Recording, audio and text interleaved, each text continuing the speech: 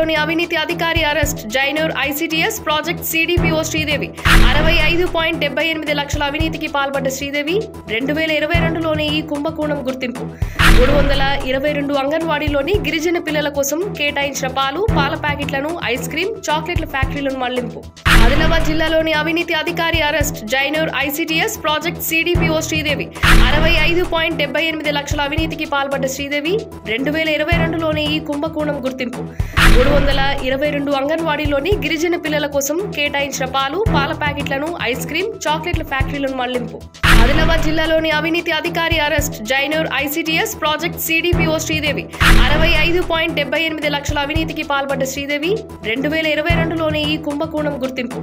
322 అంగన్వాడీలోని గిరిజన పిల్లల కోసం కేటాయించిన పాల ప్యాకెట్లను ఐస్ క్రీమ్, చాక్లెట్ల ఫ్యాక్టరీలను మళ్లింపు. ఆదిలాబాద్ జిల్లాలోని అవినీతి అధికారి arrest. Jainoor ICTS project CDPO Sridevi 65.78 లక్షల అవినీతికి పాల్పడ్డ శ్రీదేవి 2022లోనే ఈ కుంభకోణం గుర్తింపు. 322 అంగన్వాడీలోని గిరిజన పిల్లల కోసం కేటాయించిన పాల ప్యాకెట్లను ఐస్ క్రీమ్, చాక్లెట్ల ఫ్యాక్టరీలను మళ్లింపు.